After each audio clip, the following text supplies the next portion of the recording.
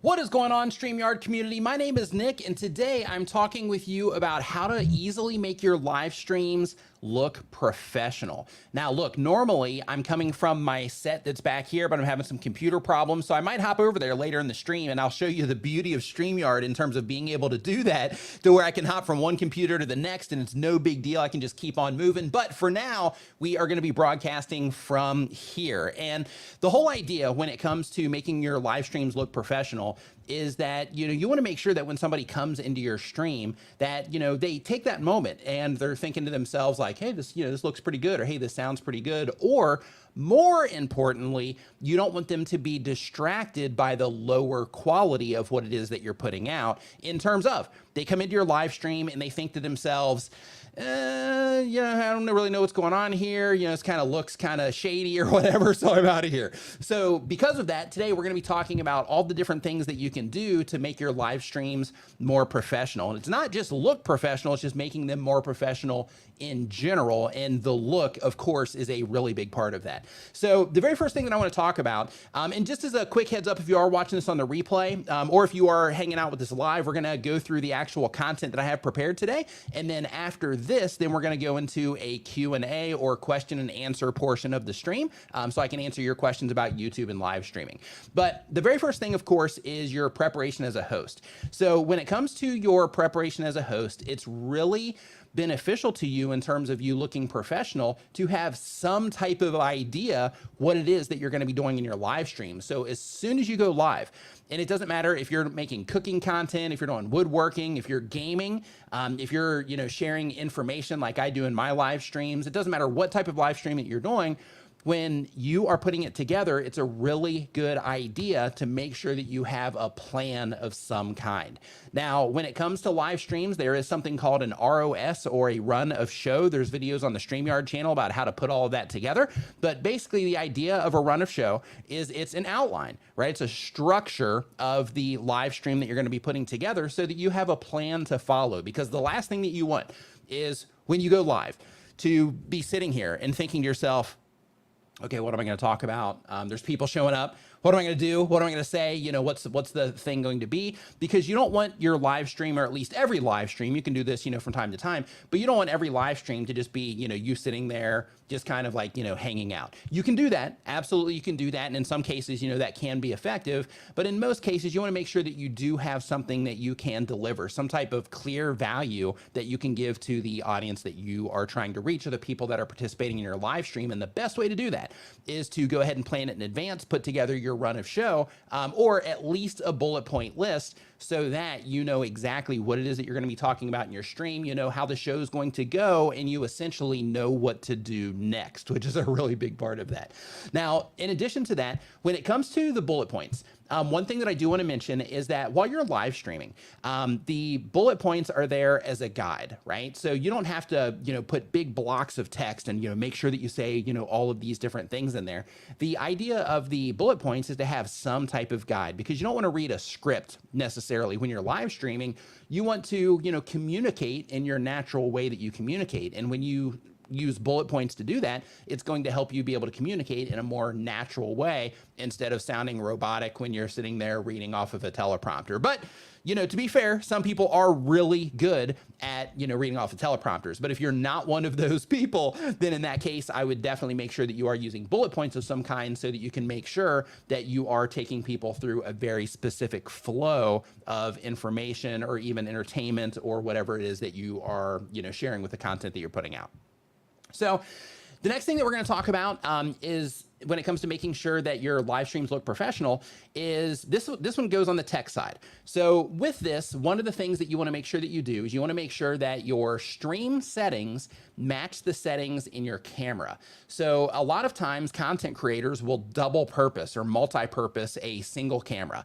And when they do that, if it's a DSLR, then this is where you got to, worry about this a little bit more. But if you have a DSLR camera and you're making videos and you're live streaming with it, one of the problems you can run into is, let's say that you set your frame rate on your camera to 24 frames per second, so you can get that, kind of cinematic type of, vibe with the motion blur and all that. Well, your streaming software should match whatever it is that's in the camera or vice versa. So for example, in my setup over here and in what it is that you're looking at now, I have my Streamyard set to 30 frames per second. And I also have my streaming station set to 30 frames per second on both of the cameras and inside of Streamyard as well. And I've got multiple cameras around here, which you'll see if it's actually 100% complete now, but you'll see, you know, once this gets going over on this side, if we end up hopping over there.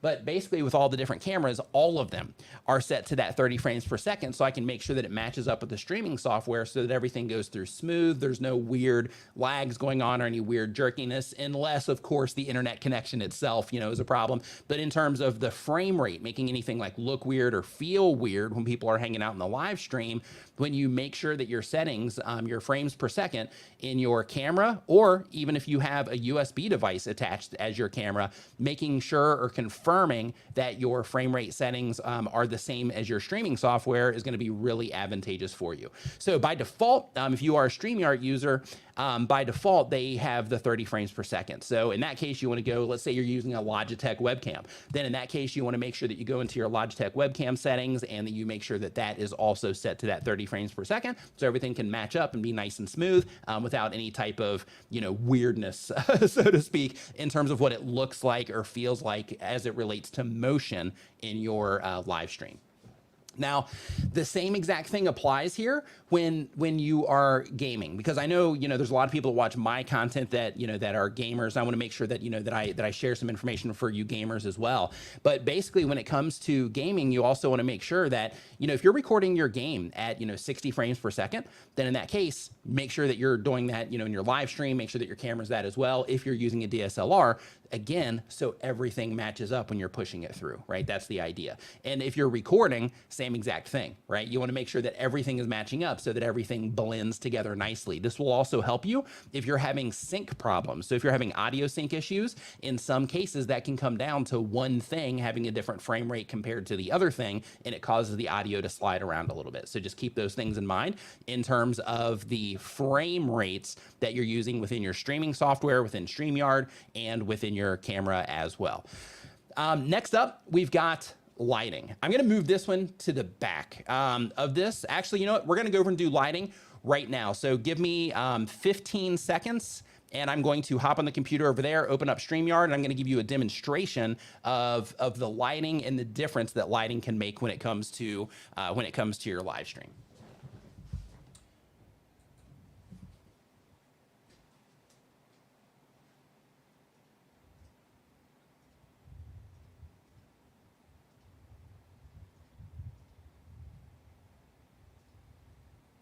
All right, scratch that, it's not ready yet. So we'll just do it here. So basically, I have like remotes over there. Like I'm like, oh, this is gonna be great. You know, I'm gonna like show them, you know, just the exact lighting and like, you know, so they can see it all come together.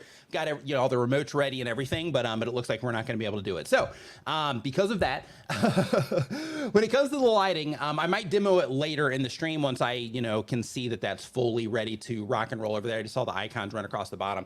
But the idea is when you are doing your lighting, the typical lighting scenario for live streams is to have what's called 3-point lighting. Some people will just do two, to where they have one light that's about 45 degrees to their right, another light that's about 45 degrees to the left, and then, you know, that lights them up evenly so that just like in this stream right now, you can clearly see me, right? Like there's no, you know, hey, you know, is he like in a dark room? Like you can see, you know, you can see me, the focus is on me, even though I have stuff in the background, the majority of the light is hitting me. So it's making me the stronger focus in here compared to me being dull and all the stuff in the background. So for example, I'm gonna turn this light off over here, which is an Elgato light that I'm using over here on the right-hand side. I'm gonna turn this off really quick and just show you in terms of the difference. So fortunately, my monitor, I've got this big widescreen monitor that also puts off a lot of light. So it helps. But if you look at the lighting that is coming through right now, it just looks like, yeah, you can see me, but everything looks a little bit weird. I've got some, you know, weird color here. You know, I've got just, it's just weird, right? Like I'm not well lit. But when I turn this on, you know, it lights me up, you know, enough. It makes everything look nice and solid, and you know, hopefully flattering, and remove some of these age lines, we'll call them wrinkles, that I have too. But the lighting, you know, can make a really big difference when it comes to your live stream, because if your videos are poorly lit, then it's going to make it for people to see you or the subject matter. If you are focusing on other things, it's just going to make it difficult for people to see that. I've made this mistake in the past. I've made YouTube videos to where I'm showing things, and it was just by the time the video was out, everything was just too dark, and it made it really difficult for people to be able to see what it was that I was trying to bring attention to. So you want to make sure that you're thinking about that. But one thing that I do want to let you know is, when it comes to lighting, you have, where you can go on Amazon, you can buy, all these different, there's a gajillion different options for lights, right? Elgato makes them, Aperture makes them, Godox makes them, there's a bunch of really great companies when it comes to lighting that you can use for your live stream.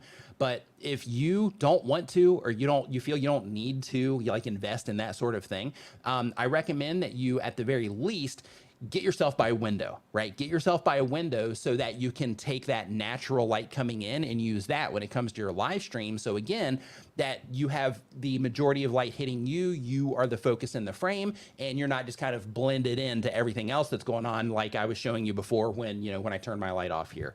The next thing is your audio. So another really important thing when it comes to your live streams is your audio. So I know we're talking about, making your live streams look professional, but I want to talk about audio really quick, because audio is half of the video experience, right? Half of the live experience, because you have what it is that you're seeing, but then you also have what it is that you're hearing. So because of that, you want to make sure that your audio is at least to a point. Again, just like I was saying at the beginning of the stream, at least to a point to where when somebody comes in, they're not distracted by the bad sound of your audio. Because if somebody comes into your stream, they're distracted by that bounce out of your audio, they're going to leave, right? Because they're going to be annoyed by it or whatever the thing is. So because of that, and I had this, I'm having like a tech problem over here on this station back here, to where, occasionally during my live streams, I'll start having audio problems. When I do, I can literally just watch people, leaving when those things start to happen. So it can really impact your live streaming in a negative way. And especially, if you're somebody that's using your live streams to grow your YouTube channel or something like that, then, every single person that leaves is an opportunity that you miss to impact those people or possibly connect with those people in the event that they don't come back again, because they have that perception right out of the gate that you're not doing quality stuff.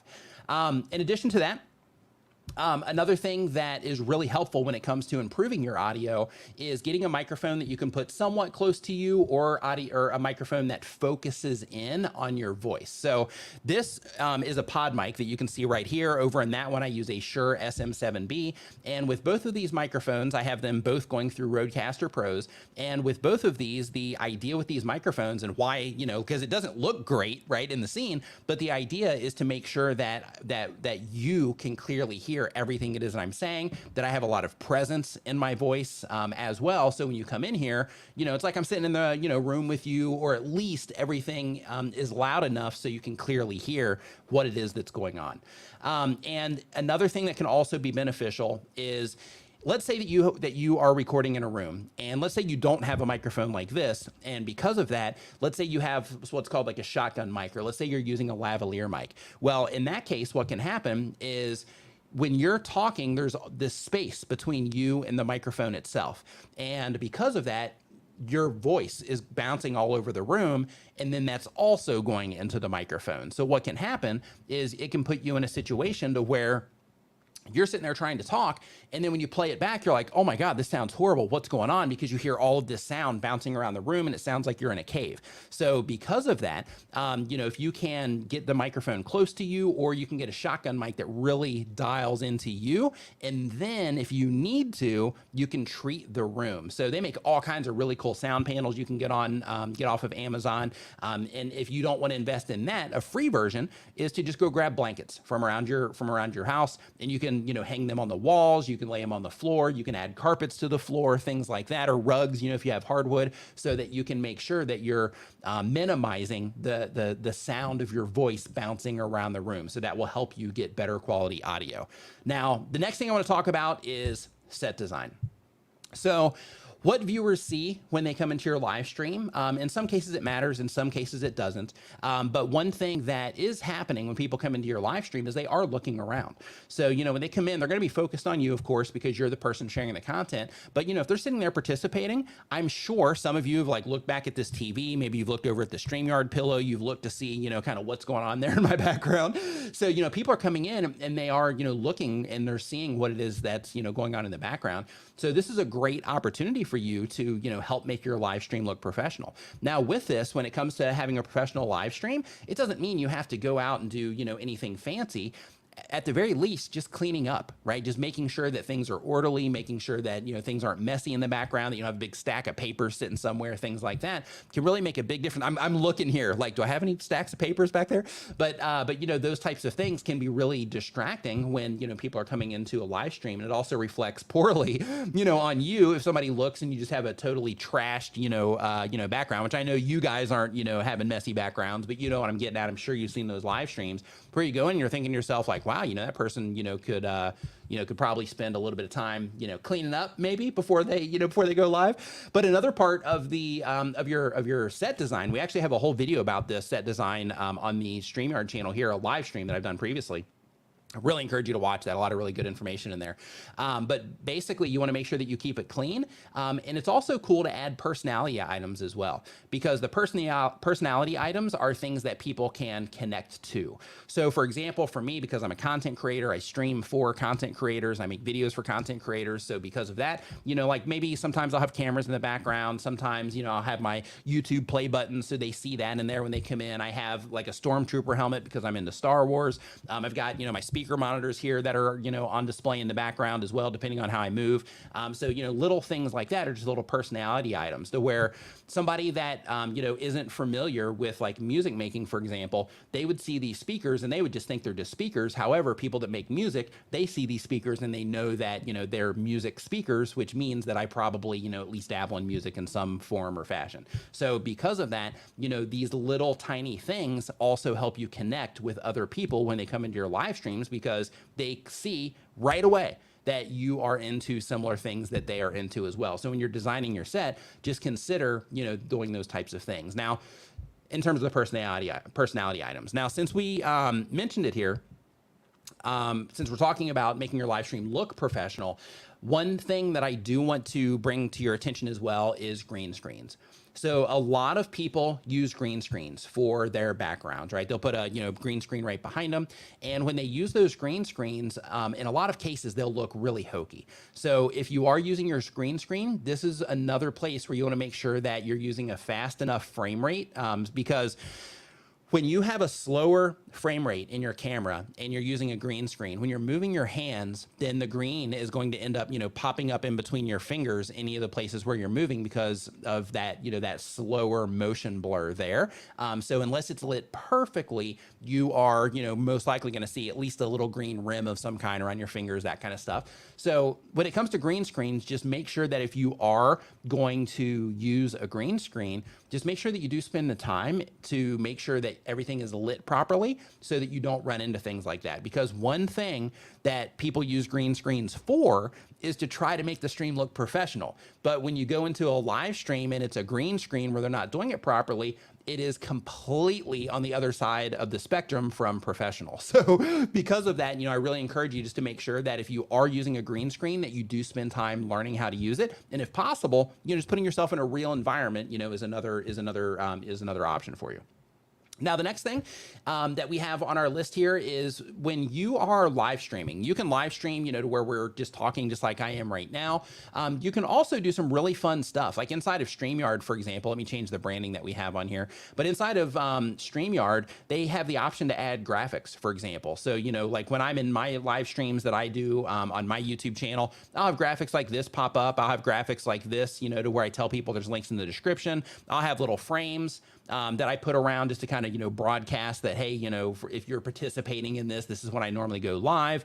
We've got these side panels to bring attention to things that, that matter to content creators, and all of these, different things in order to, just kind of help bring attention to things, but also to, help make the stream just kind of pop a little bit, right? So when people are watching live streams, and you can experience this right now while we're in this live stream now, when people are hanging out in live streams, they're watching, some people are listening, in the background, but, when they're hanging out in live streams, just looking at that static image of just you sitting there talking to the camera, again, it can work. It can be, effective if you're sharing great stuff. Emily Baker, as a matter of fact, she's been covering the Johnny Depp trials. It's just her sitting there, talking in front of her camera. She's getting like 200,000, over 200,000 viewers, like in each live stream that she's doing every day. By the time her streams are done and on the replay, like 24 hours later, they've got, over 1 million views on them, things like that. So she's just crushing it. In her streams, like everything like looks great, the focus on her, all those things that I'm talking about. But the one thing with her is that it's, pretty much like a static screen. So that can be okay. But, when you do have that option to add, some graphics and things like that, which in her case, she will pull up, screenshots of stuff and things like that. But when you can kind of interrupt what's going on in the stream, either through sharing your screen, adding graphics to the screen, anything like that, then it just makes everything a lot more dynamic than just a, static screen that's going on. And another thing with Streamyard, because I know that a lot of you here are Streamyard users already, but another thing with Streamyard is they also do give you that option to where, if you do have multiple cameras or you're sharing screens or anything like that, where you can switch between scenes to really make things, just a lot more dynamic and interesting when people are interacting with your live streams. If you need graphics for your live streams, you can make them free over at Canva. You can use placeit.net. They have like templates and stuff like that. And then of course, in the inside of your StreamYard account, they do have like a partner area. And in that partner area, they have a website, which is my brother's website, called Streamer Templates. And you can also get like high-end graphics there to make your streams pop as well. Another thing is when it comes to your live streams, you want to be very mindful of how you are framed. So here, because I just hopped here, normally I'm in this particular spot for phone calls, but right now I'm using it to stream, it's kind of like a backup. But like, you want to make sure that you are, centered in the screen. You want to make sure that, you have nice balance in the stream. You want to make sure that you're cropped, right? Because, for example, if you go here, right, I'm just going to show you this really quick. So if I'm sitting kind of off like this, we're not quite over on that other, we're not quite over on this other third yet. We're not quite center, but when you're watching this right now, all of a sudden it's probably not as comfortable as it was when I was, sitting in the center of the frame. It just looks or it feels just a little bit off. Fortunately, I've got some like lines, pointing over to me. And if I did come over just a little bit more, that'd be kind of fine, but the crop is still weird just based on, how far away I am from the camera and whatnot. But the idea is to position yourself in the frame in a way that is also comfortable or professional. So when viewers come into your live stream, they're not distracted again by, by you being in some kind of like weird spot, on the screen that just doesn't feel, right or accurate, or it makes them feel, uncomfortable. And it sounds crazy in terms of like, really? Do people even care about that? That's one of those little details that when people come into live streams and it's just not quite right, they can't really nail it in terms of, like if you don't know about that stuff in terms of, the like the rule of thirds, as an example, like if you don't know about those things, you might come into a live stream and you're like, yeah, there's just something about this. Not really sure what it is. But as soon as you learn about the rule of thirds, then it's like, oh, okay, well, that's, that's what it is. I got to make sure that, I'm following some of these rules in order to make sure that everything looks professional. It's comfortable for people when they come into my live stream. Next. And this one, of course, is these next two are bonus ones. But the next thing, of course, is having multiple cameras. So if you have multiple cameras with what it is that you're doing, you can do this with USB cameras inside of StreamYard. So basically you can connect one USB camera that you use as a main camera, and then you can go into the share option and you can share a second camera, which is pretty awesome as well. So if you're doing overheads or anything like that, or you just want another shot, you can do that with USB cameras now inside of StreamYard, which is pretty amazing, by the way. But when you are, when you're putting your stream together, if you can have, an extra, extra, webcam, or, extra cameras or whatever the thing is, that just kind of levels things up that much more, right?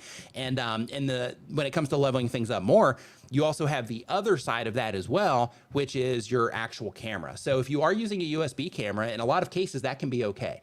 But if you want to like really, dial it in, using like a DSLR camera can really help your stream, appear way better. So a great example of this is my brother. He's in the process, my brother D. He's in the process of, redesigning his, streaming and content creation area. And he was using a ZV-1 camera.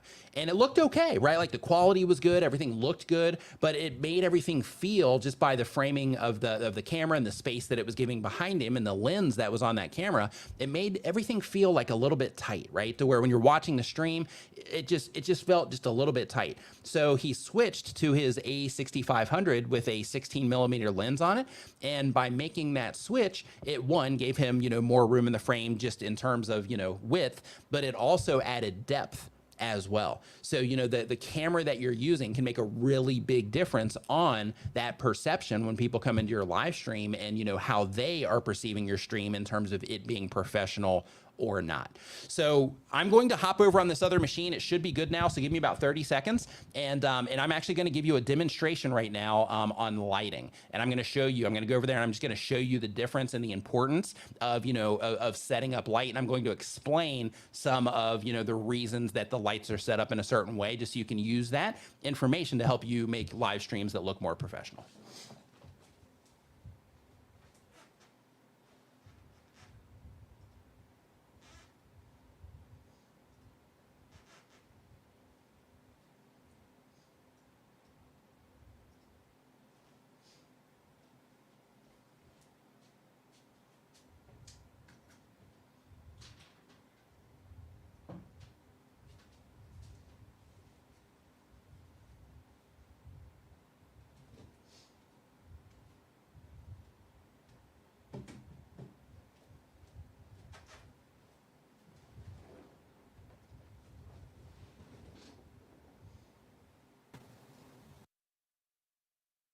Okay, so fingers crossed that this is all coming through okay. If you do have, if there is any like extreme audio coming through or anything like that, definitely let me know, because I just hopped over here and cranked this up after a restart. So we're gonna see how this goes. No guarantees here, but hopefully this will end up working out okay. But one thing that I do want to put a big quick highlight on is if you just saw what happened right there, if you're a live streamer, that right there, in terms of being on that computer while this one was being repaired or whatnot, being on that computer, and then once I'm on that computer needing to come over to this computer, then I can just come over here and I do the thing, and and it ends up working out well, because they hold the stream open so I can come in on any browser. It's fantastic. Like that right there is one of the reasons that I use Streamyard, just because of that. Like that is, it's just, for me, that's awesome. A huge awesome thing. So let me show you, actually, let me turn this macro off really quick, but let me show you in terms of the lighting. So what I'm going to do is I'm going to turn everything off, and I'm going to slowly turn everything back on. I'm going to show you and explain why, each thing is going on. So before I do that, I do want to show you that the main light that I'm using is right here. I have, let's see here. I have one light that you can see right back over here as well. This is a backlight, which you'll see come on here in a second. You should be able, you're going to see another one right back here. This particular light as well is one that is made, for the back there. And then of course, you're not going to be able to see the one that I have up here. But let me turn these off slowly here. Let me just go ahead and turn them off. That one, there's that one. I hope they come back on. Okay, so let's do it this way. So the very first thing that I want to bring your attention to when it comes to the lighting is you can see here how we have the blue light that I have back here behind me. The purpose of that is to separate me from the background. So that's why I have it directly behind me. These lights over here on the side, these tall ones, these are basically just for depth in general in terms of showing space, but the blue light behind me is to separate me from the background. Now I have this light over here as well on my play button, and that's just kind of like a practical of sorts for the sake of, just bringing attention to that, but also for the sake of, just adding a little bit more, interest to the background. So the first light that I turned on just now, this one, this is the first backlight. Now I'm wearing a black shirt right now, and this is intentional for this demonstration, but I'm wearing a black shirt right now. And one thing I want to bring your attention to is when I turn that light off, you can see how, one, the blue helps separate that black from my black walls that I have here in the office. However, when I turn this on, then you can see how it adds a little bit of light right over here. So it adds this little bit of trim to my shirt, which helps me, when I'm wearing darker colors. And then it also adds a little bit of light over here as well to add just like a little bit of light to, that area of my face. Now, when I turn this one on, you have the same exact thing happening, but it's from the other side. So when we're doing this, one of the things that you see here is we have the blue light, we have those bars, and then we have both of the backlights on. So you can see how that creates this like halo of sorts around me to separate me completely from the background and to make sure that it doesn't matter what type of shirt that I wear, what color of shirt that I wear, that you can clearly see an obvious separation between me and the background, and everything isn't getting, muddied together, so to speak. Now, this light here, of course, hold on, give me 1 second. There we go. This light here, this is my fill light. Now, the fill light, the only job of this particular light is to fill in the shadows, right? This isn't made to, like make me super bright or anything like that. The purpose of this particular light is just to fill in the shadows. So again, to recap, we've got those two lights in the back, the ones that are hitting me here for the sake of separation and creating that, outline of sorts. And then we have the fill light over here to where it just adds this. Technically, I could stream like this, it feels a little bit moody, that kind of stuff if you were going for that type of approach. But if you want somebody to really focus in on you and just like focus hard on you, then that's where, you add the key light as well, which was, this is the big one that I showed you a second ago. But when you add that key light, one of the things that happens is now you can see that I'm nicely and evenly lit. In this one over here, because it's a fill light, the intensity isn't as much as the key light that's over here on this side. So because of that, this one, it's still allowing my face, even though, it is bright, but it's just not even, remotely close to being as bright as this one. It allows this side of my face to have a little bit more depth so that it's just not a completely flat image, right? So by lighting things in this way, it helps me stand out from the background. It helps people be able to see me clearly. It fills in, and gives me depth to my face. And then it also makes me bright enough to where when somebody comes into the stream, the primary focus is right here, right? Because I want people when they come into the stream to focus on me, the things that I'm saying and all of that. So when it comes to your lighting, it's really important to make sure that you are going through the steps of, figuring out in your setup, you can replicate this. This is 4 lights, but you can do the same thing with 3. But basically when you are, putting your lighting together, just figuring out, okay, how can I do this in a way that is going to, help separate me from the background, add some depth, and then of course, light me up in a way to where I'm, center stage, so to speak, when it comes to, when people are coming into the live stream. So when it comes to that, you just want to make sure that you are putting that effort into the lighting, because it can make a really, really big difference. And another thing is when it comes to the lighting, you don't have to spend a lot of money on lighting. You can go to a hardware store. I have this video on my YouTube channel, but you can go to a hardware store and you can get can lights or work lights. With those work lights, they're basically just dishes, and then you put light bulbs in them, like compact fluorescent bulbs, and then you can literally clamp them, in these different places. And then you just, use the distance to change the, how bright it is on you. But when you do that, then you can create this entire setup for like less than $100. But one thing as well, when it comes to lighting yourself in this way, is that you could have to where you have, both of these lights on the front, and where I have 2 lights back there, I could just put 1. like right back up, like right over here, that would come back and just hit me in the back that way. And that would just be the backlight, right? That's where the 3-point lighting comes in, to where I would have these two here. And then that third one would be the one that would be coming from the back to do the job of those two that I currently have, hitting me from each side. So when when it comes to lighting and lighting yourself and, trying to make everything, look good and look professional, lighting is going to be a really, really big part of that. And since now I'm back in my normal set, when it comes to the personality items that I was talking about, you can see right here, that's the play button that I was talking about. So when YouTubers come in, they see that. And then of course, the Stormtrooper helmet, so when, people are into Star Wars, they can immediately recognize that.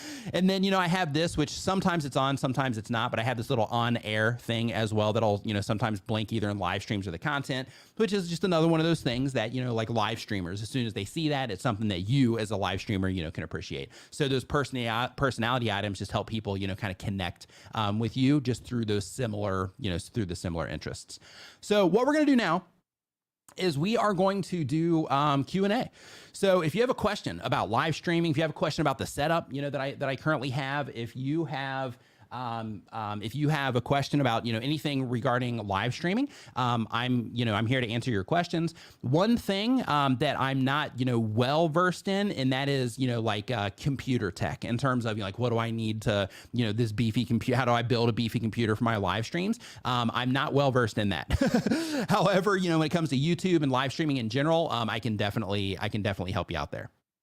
So if you do have a question, please put a Q in front of your question so that I can know that question is for me. And then we'll just go ahead and get this. We'll go ahead and get this party started here. And really quick, remember how I talked about things being messy? I'm going to straighten this chair up back here because it's going to drive me crazy if I don't.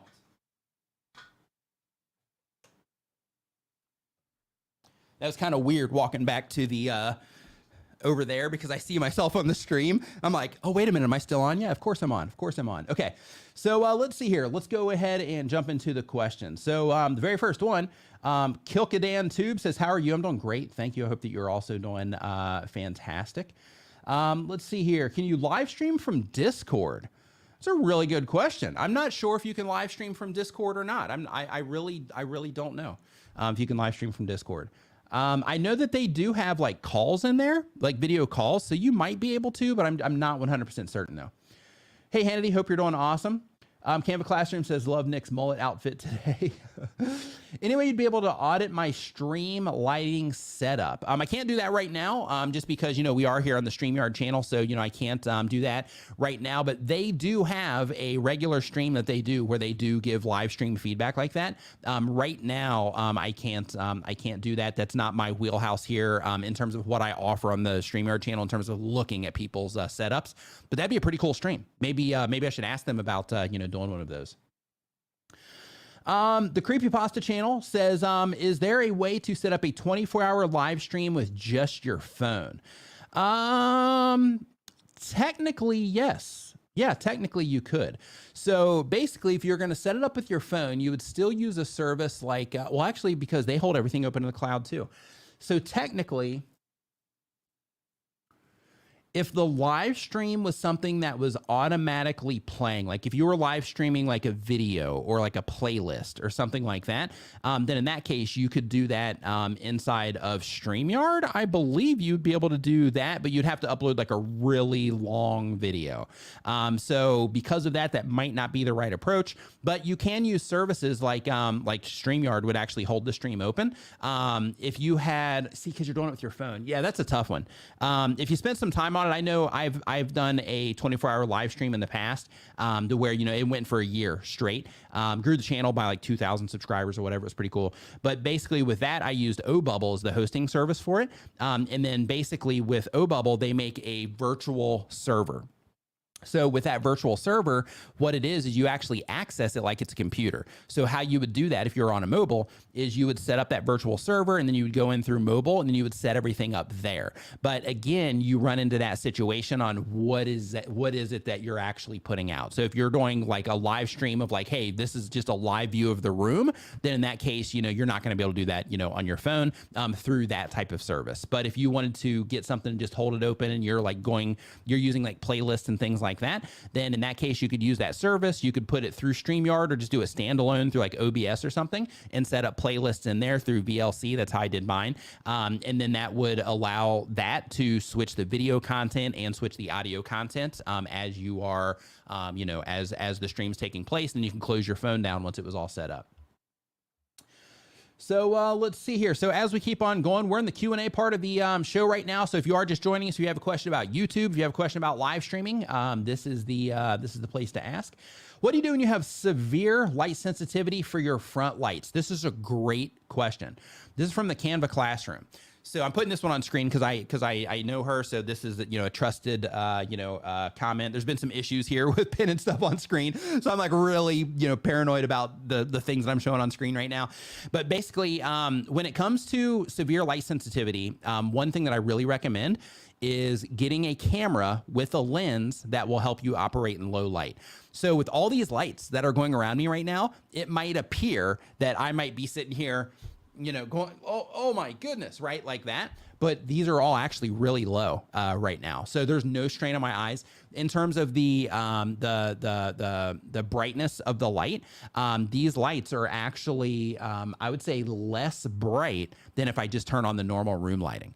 So because of that, I would get the camera, I would get a lens that allows low light. So for example, if you get something like, I'll tell you my setup, you don't have to get the same exact setup, but this camera, Sony a6500 with a Sigma 16 millimeter 1.4 lens. That 1.4 lens is the thing that allows, one, the great depth of field, but it also allows me to open the lens up so that it doesn't absorb, but it allows more light into the camera so that I can turn these down. So with the A7S III, with that one, you can almost shoot in the dark with that one, just on the sensor on the camera as well. But the body of this camera, the main camera right here, the body of this one, it's pretty expensive. But you have the camera that I was using over in the other setup, which is a Sony a5100, and that will do the same exact thing. Like you saw how it looked over there, with that lens on it, the same Sigma 16 millimeter 1.4. It does that same thing to where you don't have to turn the lights on too much. Any tips for a closer up camera angle, upper chest and head? Absolutely. So with that, all you got to do is just bring the camera closer or change the lens that you're using. So if you're using a USB camera, in that case, I would go into the software itself and see if they have the option to zoom in. If not, then I would try to bring the camera closer. So if let's say that you're streaming and you have your monitor like right here, then in that case, maybe putting it, off to the side and just turning to the side just a little bit, to talk to them there. So that would give you the ability to have it closer. So there's some really cool things you can do. Like if I go here, I'm not sure if you can see it. Yeah, you can see how I've got like this arm here that I have connected to the desk. I've got this other arm here connected to the desk, and this one with a GoPro coming out looking at this stuff. So like you can get all these little attachments that you can use in your stream in order to, or not in your stream, but you can use in your streaming area in order to mount lights, mount cameras, things like that. So what I would do is I would get a some type of mount that would just allow you to bring it in closer to yourself so that you fill up the frame a little bit more. This camera back here, let's see here, this one right here, this one's a 35 millimeter lens, and with this one, if I get a little bit closer, just to give you a demo,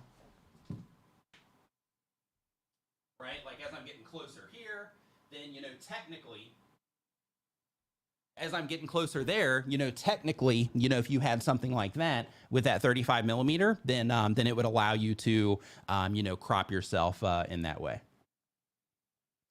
Do you recommend streaming to Twitch? No, thank you. I will not give you my name. Says, do you recommend streaming to Twitch and YouTube simultaneously? Are there any problems with doing that? Yeah, you can multicast to both if you want to. I know that if you are an affiliate over on Twitch, that Twitch does not, allow you to do that. So if you are an affiliate already, then you risk that. However, if you are not an affiliate, you're trying to get there, or you just don't care about being an affiliate over there, then absolutely you can do both.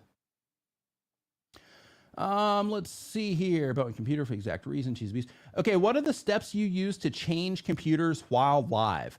All I do is, first off, the core of being able to do that is I'm using StreamYard. So as you can see, right up here at the top of the screen, So since I'm using StreamYard, basically what's happening is I have this computer where I can just log into StreamYard, and then, all this stuff is connected to the computer. So then, I can just log into StreamYard here. Same exact thing on that computer, same exact thing with the camera over there, same exact thing with my phone.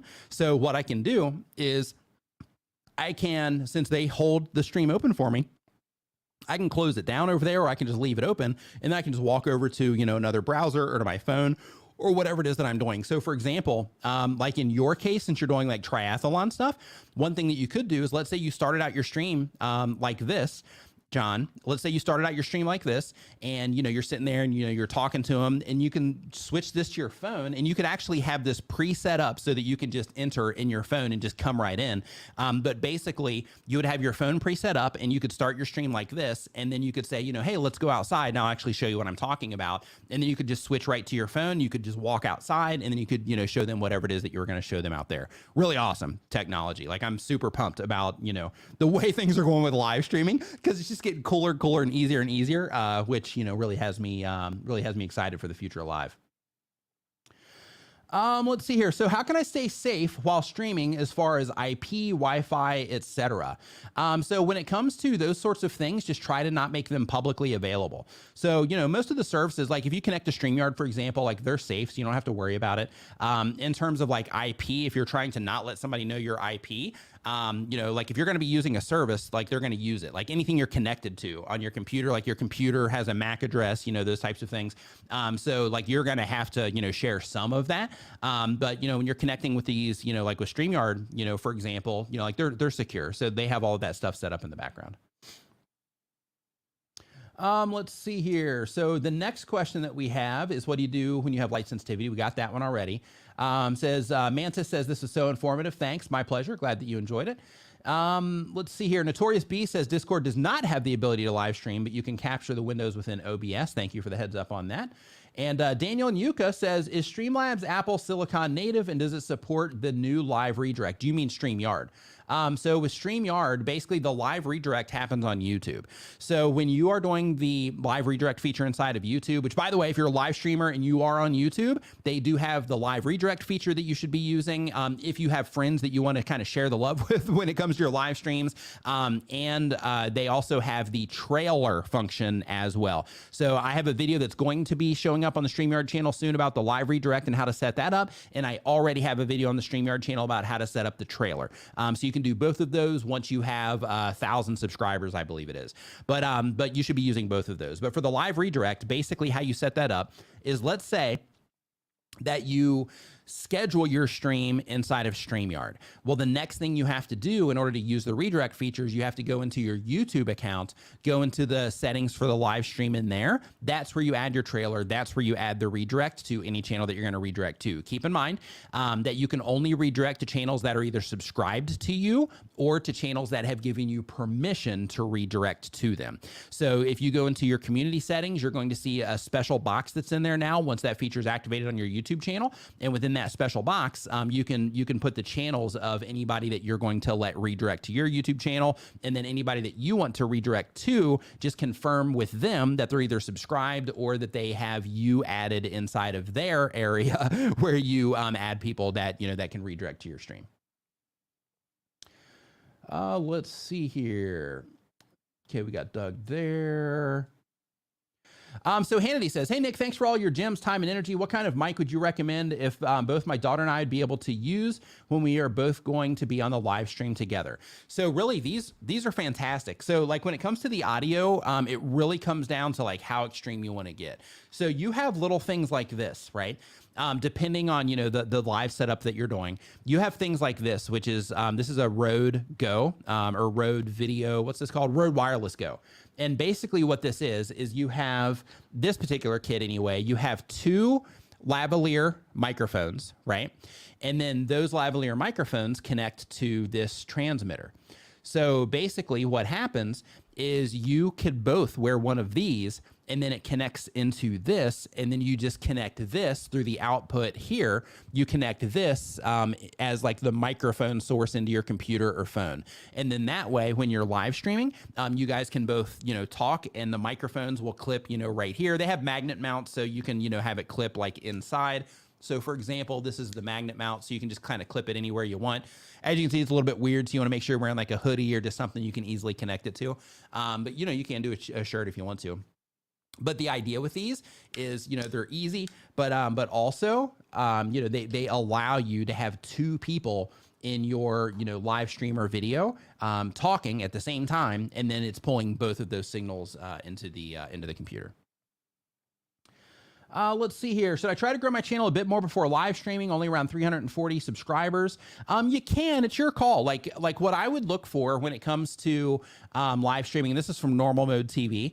When it comes to your live streams, one thing that I would consider is that it's not necessarily the amount of, you know, people that are subscribed to your channel. It's more about the people that are active on your channel. So if you start noticing when you publish videos to your YouTube channel, if you start noticing like, hey, you know, I'm starting to see, you know, some familiar faces here, like this person, you know, they've been into like the last like 5 videos, this person's been in the last 2, that kind of thing, and you start to notice familiar faces, then in that case, that's where you want to consider to start live streaming if you're wanting to live stream for that first time and have some people come in and participate.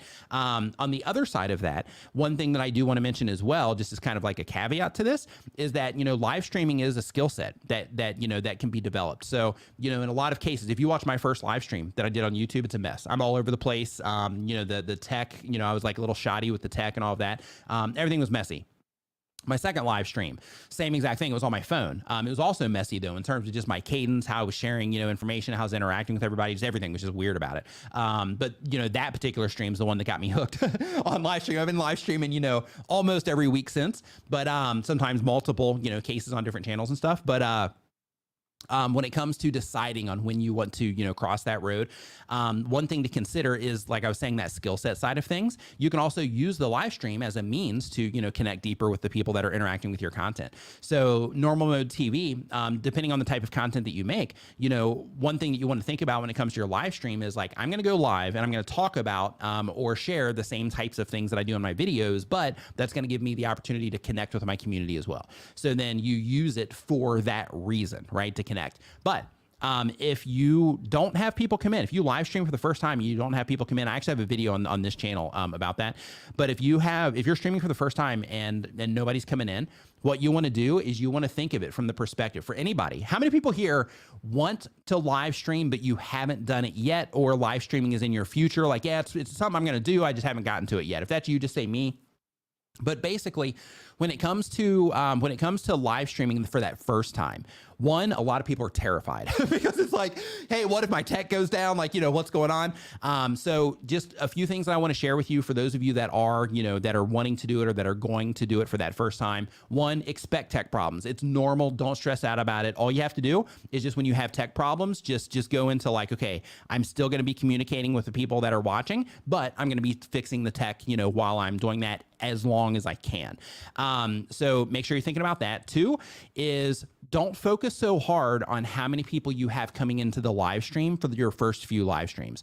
Focus more on getting comfortable with the process of live streaming. So basically thinking of it from the perspective of, okay, when I start going live, if I have 1 people come in or if I have 5,000 people come in, like I still need to be able to like share the information or show the thing that I'm showing, or, you know, whatever it is that you're going to do in your live streams. I still got to be able to do that you know, in a good way. So because of that, if I do have 1 person come in or nobody come in, then I'm just going to think of it from the perspective of, hey, these first few streams, I'm just doing this to get used to the process of live streaming. Because one thing I want to tell you, if you've never live streamed before, is I'm fascinated by this. My brother and I talk about this from time to time, but when it comes to live streaming, your brain does some really cool stuff. So, you know, like you saw here, right? Like basically I'm switching from this computer over to this computer, like setting up, you know, things over here, like as I'm coming over, you know, adjusting my volume. And like when I'm streaming, like on my normal channel, I've got like cameras, which I'll go ahead and turn those back on, but I've got like cameras, you know, switching all over the place. I'm like, you know, doing audio, hitting like sound effect buttons, things like that.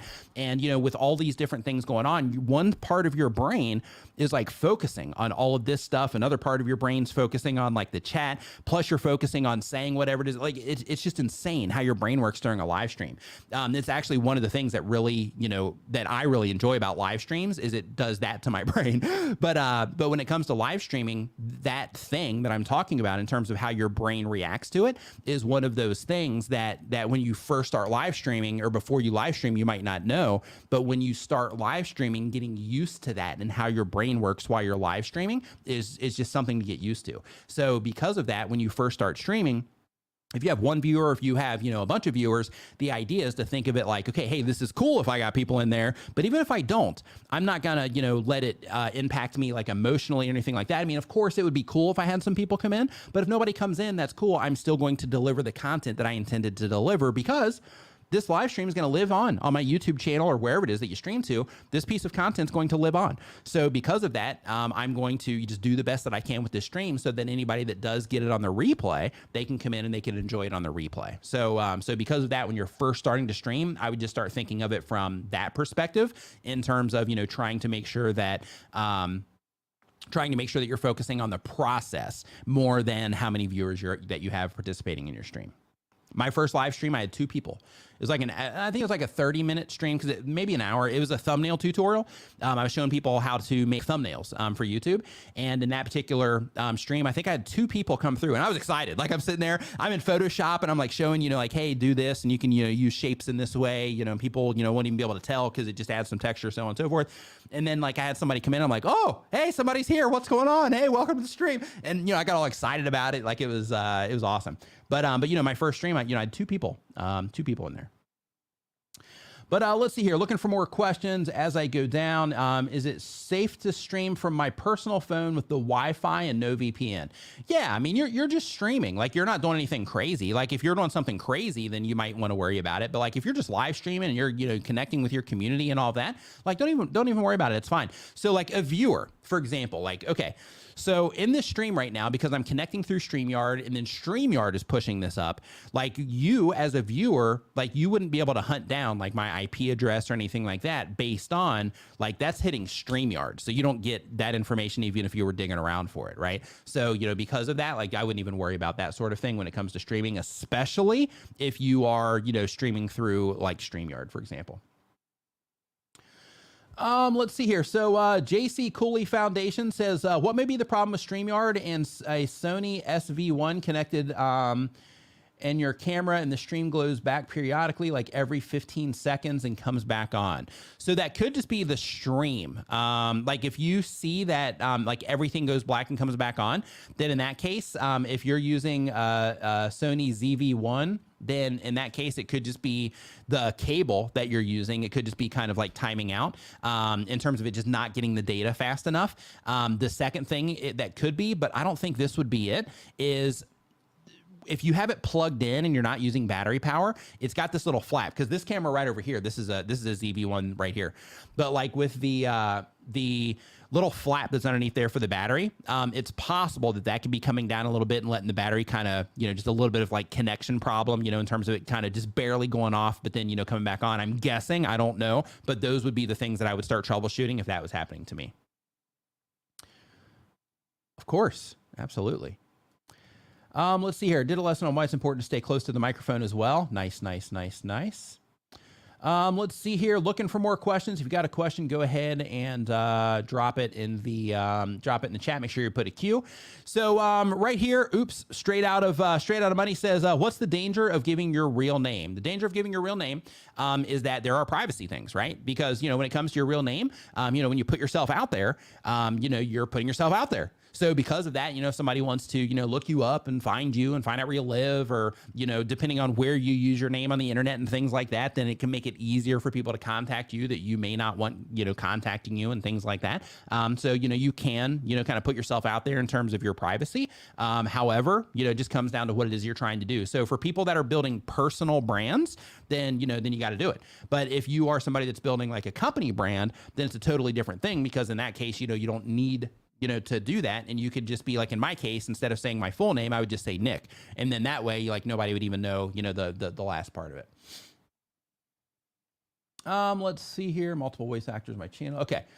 Does the free version allow you to show yourself and your screen? Example, if I did a live stream on how to use Canva and wanted to share my screen for how to use Canva, I'm pretty sure. Yeah, I'm pretty sure that it does. If you mean the free version of Streamyard, yeah, I'm pretty sure that the free version allows you to do that. The only restriction with the free version that might impact you negatively there is that your frame size is limited. So I'm pretty sure that the rule is still free accounts get 720p.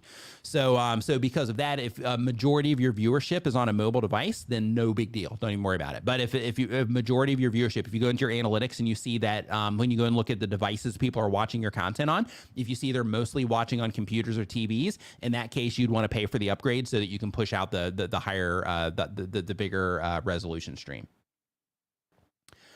Let's see here. Does StreamYard allow for a be right back screen when the stream gets glitchy due to network signal strength or the ability to play background music during a stream? It allows both.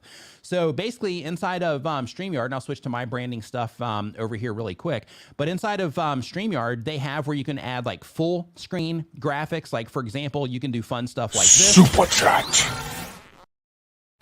You can add that kind of stuff. You can play videos in here. You can add, graphics, like literal, like graphics to your stream as well. That can cover up as much of the screen as you want. It can fully cover it.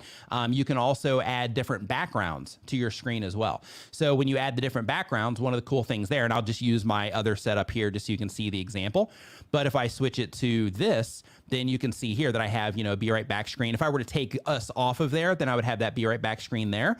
But then I also have this version here, where it's all framed in a way to where I can have these two different shots going on. And then, I've got my logo and stuff up there in the top, and then I've got the, the additional information down there on the bottom as well. So you can absolutely add, graphics. You can do, all of that stuff within StreamYard without any headaches. It's actually really easy to do through their interface here. So let's see here. Let me switch back to theirs. There we go. So let's see here. So I've got multiple voice actors on my channel. I'm going to set up 12 hours of stories for my best two, and I have bits in between as if it was a live radio station. That's cool. It's funny. I did that. So I had a live stream that I did, another 24/7 live stream that I did for a short period of time. It was actually as a test for my very first one that I did.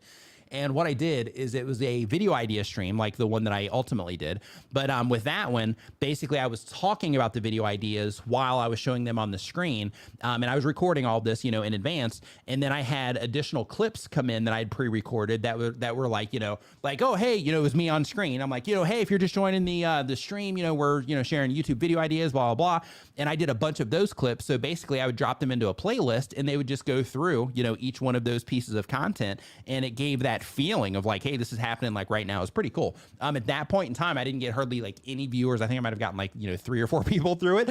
But when I did it on a test channel, but when I did my, like official one, I did that one on my Tuber Tools channel. And on that one, that's the one where I grew the channel by like 2,000 subscribers.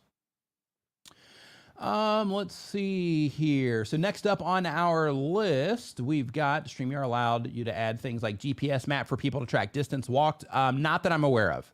Not that I'm aware of. Let's see here. What else do we have? Normal mode says I'm terrified of going live. Yeah, if it's something that you want to do, like if you're like, what, I want to do this, do it. Like it's scary. Like everything like that's scary. Like, for me, I almost didn't do YouTube because I was afraid to go on camera. Crazy, right? But I almost didn't. And I can't even imagine like, if I didn't because this has been such a cool experience for me. I can't imagine I know through what I've experienced, I know all of the amazing things I would have missed out on if I would have let fear stand in my way of not doing that thing that I wanted to do. So, if you are somebody that is, considering streaming and you're just scared to do it, or you're considering making content and you're scared to do it, like, I encourage you, like, push yourself past it because, this stuff is no joke when it comes to like how it can, impact your life. So I really recommend that if you are, considering it, try it and do the best that you possibly can with it. It's worth the effort. Let's see here. Currently using a Canon T3i as my cam. What is a budget-friendly upgrade from that? I would say either these, like this is a good camera right here. Let me turn the switching off. So this is a good camera right here. This is a Canon 90D. So it would basically be like one step up from that. Actually, it'd be a few steps up, I think, from that T3i. But you can see right here, the lens that I have on it is a, let's see here. It's a Canon 10 to 18 millimeter lens on this particular one. And this camera, I intentionally got it for video, but I ended up switching over to the Sony. So I started using this one for streaming as well. But the Canon 90D, if you love, Canon products, but if you're like, hey, I don't care, what it is in terms of the manufacturer, then the Sony cameras are also really good in terms of, just being able to get a plug-in for them without any problems. Like with the Canon, it's like really weird how you have to like plug it in. You have to use like this like fake battery and all this stuff. It's kind of a pain. I mean, I guess all of them you have to use the fake battery, but this one's really weird because the thing when you the little flap there that holds the battery, it's got this little rubber thing you have to pull down and you have to kind of finagle it. Where with these, you can leave the battery door open, you can just cram it in there, and then it just works fine with with everything else. But like the Sony, just to be specific, to answer your question here, the Sony, the white one that I have back there. That camera, that is a Sony A5100, the one I started the stream with today. That's a Sony A5100. This is the quality that you get on it. Let me show you right there. So that's the quality that you get on that camera. It's just as good as this one. It's just as good as this one for live streaming. So if you are looking for like an upgrade, that Sony A5100 would be a great step up. The Coach Plays says, what's up, Nick? Love your content, man, and your advice. The Coach Plays, thank you, man. Thanks for the kind words. I appreciate it. Thanks for swinging by the stream today. Hope you're getting some value out of this. Let's see here. So the Canva Classroom says, my fear about live streaming would be that my brain would 100% shut down. It shuts down in real life. So the fact that that happens anyway, I think it causes a hesitancy. So here's what you do. So to hedge against that is you have what I call fallbacks. So if you are like worried about running out of what it is that you're going to say, or just your brain just freezing up. So on one side of your screen or in your notes, or I'm not sure how, you would do it. I don't know if you'd write them down on like a piece of paper, or if you would put them on an iPad or your computer screen. I'm not sure. But basically, whichever approach that you take, have one that is your actual bullet points, right? Like these are the bullet points that I have. This is, the information that I'm going to be sharing, or the things I'm going to be talking about, content dependent for everyone else. But for you, these are the things that I'm going to be sharing. So these are the steps I'm going to be taking people through. And I'm literally going to write down all the steps of the thing that I'm going to be showing, so that as I'm showing them, I can be kind of cross-referencing those steps, so that I can, kind of give my brain a break and focus on the thing that I'm doing, and use those as kind of like just a little bit of a guide to help me along in case my brain, kind of works against me here. And then you have what are your fallbacks. Now your fallbacks are just other things that you can talk about for the sake of like, oh, I completely forgot what I'm saying, so let me jump into some fallbacks here. So in your case specifically, a fallback, as an example, would be, hey, by the way, what is your favorite, feature that you typically use? Hey, really quick, before we continue, what is your favorite feature that you use inside of Canva? And really quick, before we move into the stream, do you have any questions about, any of the things that I'm talking about? Those types of things, you make that list of just really simple things that you can do with your audience to interact with them a little bit, so that you can get your brain on that, while you look at that, you say that, and you look over at your notes, and then you're like, okay, where was I on this thing? Right? So then by doing that, you have the actual, content as one, plan, and then you have your fallbacks in terms of the things that you're going to, fall back on in the event that your brain freezes up on you. Let's see here. Is Nick Nimmin your real name? It is, absolutely. Let's see here. I still struggle to get 8 on mine for people in the stream. That's cool though. Like if you can get 8 people continually showing up, you're on the right path. One thing that can be really helpful to get people to continue to come back to your stream is for you as the streamer to also show up at the same day, same time, on your stream. So like if you have like a weekly show, or like 2 times weekly, or even bi-weekly or monthly, just making it a thing to where it's like, hey, every, this day at this time, I'm going to be showing up for this live stream. So then people start getting used to it. And then over time, this can take some time, but over time you start to become like a destination of sorts, to where people are like, hey, I'm just sitting around. It's a Tuesday afternoon. I know they normally go live on Tuesday. Like I'm watching their videos anyway, love the community. So I'm just going to go hang out, in the live stream to kill some time or whatever. So by, having that consistency, you also create the opportunity for yourself, for other people to see that as a consistent thing that they can also participate in. Is it worth it to get a higher end? Exactly, Erica says, is it worth it to get a higher end webcam like the Elgato face cam while saving up for a more expensive camera like the Sony? I'll be honest with you, I wouldn't. And like the Elgato face cam, that's supposed to be like a really good, like webcam. But if you are going to get a DSLR, if you're saving up for a Sony and you're going to get the lens, for it so that you can like really dial in the look that you have, I would just, take the money that you would have spent on, any other webcam, not just the Elgato, but like any other webcam. I would take that money and I would, put that towards the camera that you're going to get. Because if you do that, that's it's going to help you get that other camera. It's going to help you get that other camera faster. Daniel Nuka says, what are your thoughts on collaborations and live streams to grow your YouTube channel? So when it comes to collaborations and live streams to grow the channel, any collaborations are very advantageous when it comes to YouTube specifically. And collaborations are historically used as a way for content creators to grow their YouTube channel. So the win with a collaboration is that you are trying to put yourself in front of a new audience and you're trying to put that other person in front of your audience. So then you can, share your audiences. So the trick to this and the trick to having it work out effectively is to make sure that there is some type of crossover between their audience and your audience. So for example, if you had a channel about, fish, then you might not necessarily want to collaborate with somebody that's talking about tech unless it was a video about fish related tech, but then you still have to consider if somebody's watching this tech channel and they're watching this channel about, all things tech, they're talking about iPhones and streaming gear and all this other tech stuff. How many of those people are really going to be hanging out like on a fish channel if they're not into fish, right? So you just want to make sure that you are making sure that it's a good fit. And when you do that, then it can be a really effective collaboration and you can get more subscribers from it. And you can start getting a lot of, crossover in terms of viewership and live streams and things like that. One thing that we do in my space around the type of content that I make, one thing that we do is like, like now with this redirect feature, like this weekend, for example, I'll be redirecting to Daryl Eves live stream. I'll be redirecting to Daryl Eves live stream that he's doing, shortly after mine. We've already redirected from my channel on Saturdays over to the Streamyard channel as well, because, content creators, live streamers, great fit with my channel and Daryl's, YouTube channel. We're both helping people out with YouTube, great fit in terms of audience. So, doing it in that way, it's just a great way to kind of spread the love, so to speak. Let's see here. So we want to build my confidence to solo stream instead of relying on guests to carry the conversation.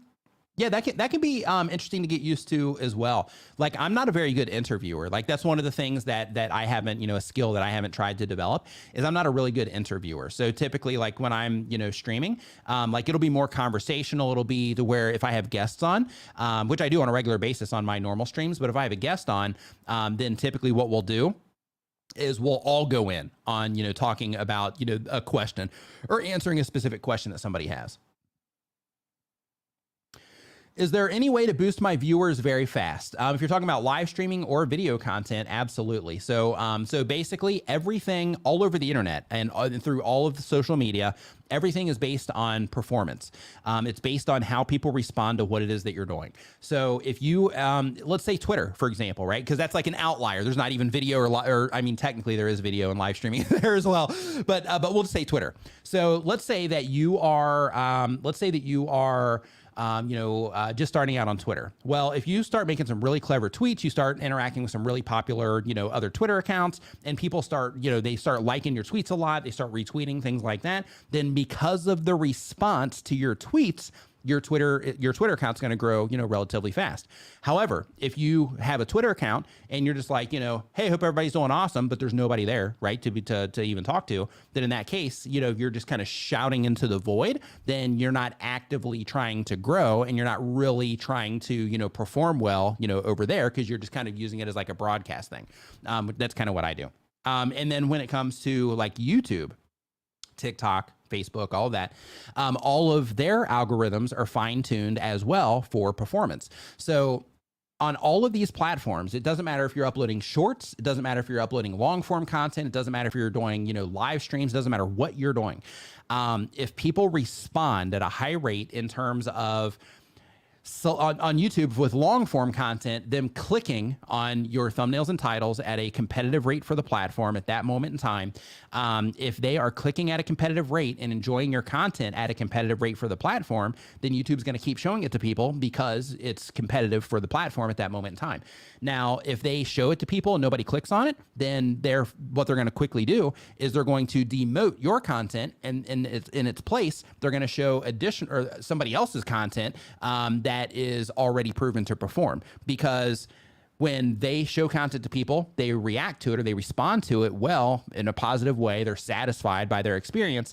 Therefore, that's what YouTube wants. So then YouTube will prioritize that because it's working for them in terms of their goals, which is showing people the right content at the right time, keeping people on platform and keeping people satisfied so that they'll keep coming back to the platform. So of course they can keep showing them ads and, so the platform will keep growing. So everything. If you want more, then it comes down to understanding your audience. It comes down to understanding what causes your audience to click on stuff, what video topics cause your audience to react. It also comes down to learning through your audience retention reports, which is a free analytic that we get, as part of our YouTube channels. Through your audience retention reports, you get to learn how people respond to what it is that you're doing, so you can modify what you're doing over time in a way that makes your content a better experience for the people that are interacting with it. And then when you start doing that, then what's going to happen is you'll start getting better results from what it is that you're doing. But everything is dependent on how people respond to what it is that you're doing. Let's see here. It's a great idea having some key topics or points to discuss as a backup. So here, what if anything can StreamYard do to cap off a certain amount of cache apps, etc.? Not really sure I understand that question. If you mean to cap off a certain amount of cache apps, yeah, I'm not sure.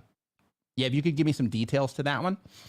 Can you live stream using your iPhone as the main camera? Or, for example, use several iPhones for multiple angles? Absolutely, you can. So there's apps that you can get for your iPhone that will turn it into a camera that you can use for streaming. So here I heard what we do in MySpace, and I was like, is MySpace still a thing? I think it is actually, but it's not the thing that it used to be, but it's still a thing. I think they're still online. How do you get viewers to actually chat? Great question. 15 viewers, but maybe 2 that actually engage. So one thing that you might have noticed here is when I said like who here is, they want to go live, but they, haven't yet, things like that. When you ask simple questions that people can answer, then people are likely to engage with what it is that you're doing. So you don't have to, get clever with it or anything like that. Just ask simple questions. And they don't have to be questions about your engagement in terms of, like, hey, make sure you're commenting, make sure you're liking, all that stuff. That can cause people to interact too. But like when you just ask people a question and it's part of your natural thing, then, people are going to be more likely to engage with that. Same exact thing goes in your video content. If you're making videos and you're like, hey, welcome to the video, make sure that while you're here, make sure you comment, like, and subscribe. You're throwing 3 things at them right out of the gate. You're not giving them any reason to do any of those 3 things. You're just saying to do them. So the better approach there is to not say any of that. And then as you're putting your content together, like as you're, producing the content, then what you do is when there's a lull in your content, either through the information that you're sharing or the thing that you're showing or the trip that you're taking people on or whatever, just have a quick moment during a lull, like while you're waiting for a screen to load, while you're waiting for, while you're sanding something down if you're a woodworker, while you're mixing something up if you're cooking, whatever the thing is, while you're doing that thing, so it's not an interruption to the viewer experience, ask them a very simple question about what it is that you are currently doing as it relates to them. And that will help you get more comments. When you are inviting people to like, give them a reason. So example, don't just say, oh, hey, remember to like this video. Give them a reason to like the video. Hey, if you're enjoying this so far, give this video a thumbs up. If you like the background, give this a thumbs up. Like anything that you can think of through your content. Hey, if you also use Godex lights, give this video a thumbs up. You can use anything in order to do that, but you just need to put a reason in front of it so that it's like, oh yeah, hey, that's kind of like it makes it like a feedback thing more than just like, hey, I'm just trying to get likes, right? Same exact thing with subscribing. If you're trying to get people to subscribe to your channel, tell them why they should subscribe to your channel. Make it as short as you possibly can. Do it later in the video once they're engaged. Once you get the experience, then you can do it, then you can do it earlier. But first, focus on getting them to watch for a longer period of time in your videos or your live streams. Then start working on your call to action to subscribe. So for example, in my case, what I used to say at the beginning of my videos was, it wasn't the very beginning. I would do the hook and then I would do my intro and then I would do this, to where I would say, if this is your first time here and you want to learn how to grow your channel, make videos and all types of other YouTube related stuff, start now by subscribing and clicking the bell so you don't miss anything. So what I did there is I say, you know, if you want to learn how to grow your channel, make videos and all types of other YouTube related stuff, which is what all YouTube content creators want to do, then in that case, you know, just make sure you hit the button, right? So, so giving them that reason helps cause people to engage because there's a reason behind it versus just doing it. So iSpike Filmmaker Biker Live says, who's doing my camera switching? This device right here is doing the camera switching. So this is called an ATEM Mini. This one's an extreme, but you can also get the smaller ones that just have 4 cameras. With those, they come with software that goes, and within those macros, you can say this camera for this long, this camera for this long, this camera for this long, this camera for this long, and you set up this series of switches, and then you just hit play. Once you save it, you just hit play, and then you hit loop so that it just continues looping that sequence. And another thing too is like on these boxes, like I've got like 6 different macros that I can trigger right here. So I can set up different things. Like I've got some that include this camera. I've got some that just, you know, include these cameras. So I can like just, you know, switch them back and forth based on, you know, whatever it is that I'm doing. Let's see here. I will practice asking questions in my next videos. Thanks. Good. Love it. Let's see here. Does StreamYard have any control on the amount of money a creator can make during each stream? Creator pinning and posting Cash App, PayPal link, etc. No. So StreamYard is completely detached from monetization. So any of your monetization stuff that you do, like you can be live and you can tell people, you know, hey, here's my Cash App, or, you know, hey, give me a super chat or whatever the thing is. You can do that. And like nobody cares. The places that will care is the platforms. So like if you're streaming to, you know, YouTube or to Facebook or, you know, to Instagram, whatever, then in those cases, the platform rules are what it is that you have to make sure that you're paying attention to, not the software, not StreamYard. Let's see here. StreamYard have any way? Okay, we got that. We've got that. All right. I have the ATEM Mini, not Pro. Thanks for this tip. Hey, so here's the thing. If you have the ATEM Mini and you're wanting to do that switching, you have this. So I have the ATEM Mini. The first one that I got was just the base ATEM Mini. It wasn't the Pro ISO, but it was the ATEM Mini. And with that, it also has this ATEM. It's called ATEM. If you go to their website, you'll see it. ATEM Software Control is what the software is called. And within that software, it basically speaks to your ATEM. And then you can set up those macros in there. So you have the capability. If you have the ATEM Mini right now, you have the capability to do it. Let's see here. Yeah, good point. So Packer Dude says the only Dole Whip Dad, what's up, man? Hope you're doing awesome. Nice to see you in here. Packer Dude says the only way StreamYard will have control over how much money you make is if you're a part of their affiliate program. Absolutely. Yeah. Then in that case, yeah, then you know, you'd be promoting it and making money with StreamYard. So Straight Out of Money says, what was the hardest part of learning to live stream for you? For me, it was the tech. You know, because I'm not like a, like, you know, into like computer parts and things like that. So when I was first getting started with streaming, like StreamYard wasn't even available yet, right? Like this option wasn't there. So, you know, I was using like OBS and like I kept having problems with it crashing, and then like my computer would update and then it would cause something weird to happen in OBS because I was set up in all these like complex, you know, these like all these different scenes and stuff.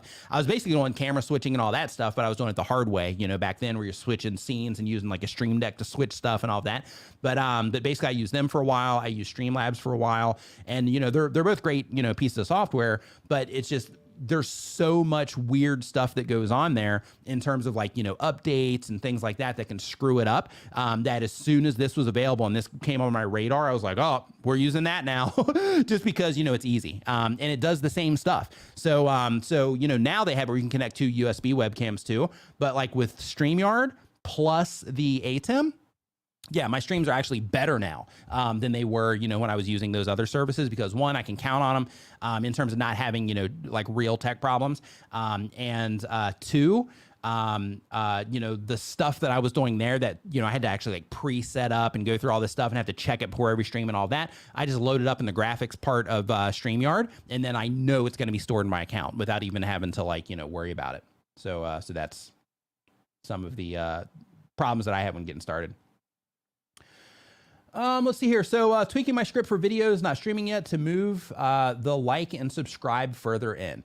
Yeah, so with that, what you want to do is, and this is for Monique Joyner. So basically, when it comes to trying to get that initial momentum on YouTube, if you're talking about doing this on YouTube, when you're trying to get that initial momentum on YouTube, the first thing to make sure that you're focusing on is the viewer experience. Asking people to subscribe and all that is great. But first, focus on just getting people through your videos. First, focus on like, hey, when people come into my video, what does my graph look like? Where are people leaving my videos? What type of things am I doing wrong in the actual content that cause people to leave my videos, and start working on those things first. Once you get people coming through your content enough and clicking on it enough to where YouTube deems it as competitive and they start showing it to a lot more people and you start getting like higher consistent view counts, that's where you start experimenting with like different places to add your subscribe and your like and your comments and all that, because then you start having real data to work with to figure out what's effective and what's not. So for example, if you're getting, like 100 views on a video and you're experimenting like, hey, where do I put this call to action to subscribe? The amount of people that actually see that subscribe is going to be relatively low. So because of that, you want to make sure that before you, start doing those types of things, that you focus all of your efforts, because this is the thing that's going to carry all of the weight when it comes to your success on YouTube or any platform really. You got to focus all of your efforts on understanding your audience, learning how to get them to click through the topics of the content that you make, the thumbnails that you make, and the titles that you make. You got to focus all of your efforts on that. And then what happens once they click in terms of the experience they have with your content. Your audience retention reports are going to help you, understand that. But you want to focus on that experience first.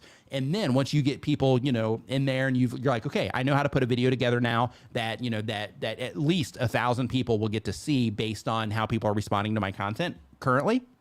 That's where you start, experimenting with, those types of things, because then you get like real data to work with. I'm in the process of a major upgrade to a home studio with 4 different sets, including 60 SLR cameras. I hope to be back streaming live shows by the end of July. Nice. Sounds like an epic spot. Like 4 different sets and then like 60 SLRs running it. Yeah, that's a serious setup. Can I email you? I'd love to have you on my show as a special guest. Absolutely. Yeah, just you can send me an email at askniman@gmail.com, or you can just shoot me a DM on Twitter.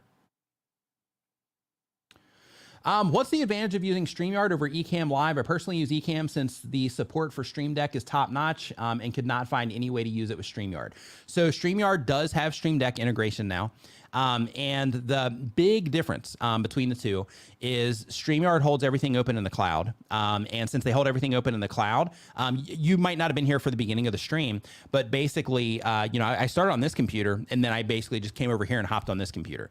In addition to that, in terms of, the value of the cloud experience versus it all happening on software in your computer is, from time to time, I'll have computer problems during streams. And my streams, like by the time they're done, I'll have, like 4,000, 5,000 on the replay and stuff. Sometimes my streams will get up to like 10,000 plus views. So because of that, like if I'm streaming and like I have tech go down, then I lose. Like that massively impacts the replay. It massively impacts the live experience. So since I've been using StreamYard, what happens is it keeps my stream active. So like if your computer crashes, like if your Mac goes down, or if there's like a glitch in the software or something weird happens, your power goes out, then what's going to happen is your stream is going to die. And when your stream dies, then you just lost all those people unless you start a new stream, and some of them will come back, some of them won't. You got to kind of start the stream from scratch again. So because of that, having everything on the cloud is like, I can't even express the value with that. In addition, to bring in a guest, you're like 2 clicks away from bringing in a guest. Like right now, I could within like, we'll say like 3 or 4 clicks, because I'd have to actually open up, like a messenger or something to actually send him the link. But within just a few clicks, I would be able, like, let's say I wanted Doug to come on the stream right now. Within just a few clicks, I can hit invite, copy the link, send it in whatever messenger, that I could technically have open right now. And then he could just click it on his end and he could come right in. And all of that happens just bam, super fast, where, it's a little bit more complicated, or a lot more complicated with the other, software-based things. And I'm not knocking any of the services, by the way. Like, there's different, purposes for everything. But in terms of, why I use this instead of a software solution, it's because it does everything for me in the cloud in terms of holding the stream open. And this computer, I'm actually going to upgrade it because I'm having drive problems with it. So it's time. But this computer is like 9 years old. and I'm still using it like it's a potato, like it's an old computer, old tech, and I'm still using it to live stream because it doesn't have to be a strong computer. I can just, use a garbage computer, essentially is what it is. I can use a garbage computer to run my live stream because, all of the heavy lifting is done by Streamyard within the software in terms of graphics and things like that. It impacts my processing power on my computer 0%. So because of that, I can use this switcher on here, which just adds just a tiny bit of CPU. And then, of course, I've got my Rodecaster Pro, which also adds a little bit. But in terms of the actual streaming stuff, none of it is impacted. So, so that's, a big difference between the two. Let's see here. Are you a Star Wars fan? Yep, absolutely. I am.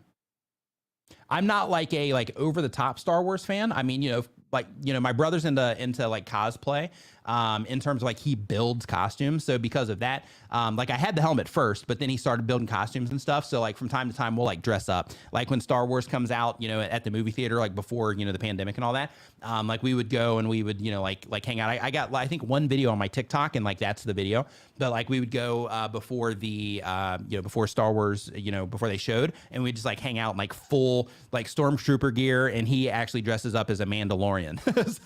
so it's a pretty epic thing there. It's pretty fun. Let's see. At least I'm not trying to block you today. Yeah, that's the truth. I have a laptop, so that's great news. Thing is also very potato-like. Yeah.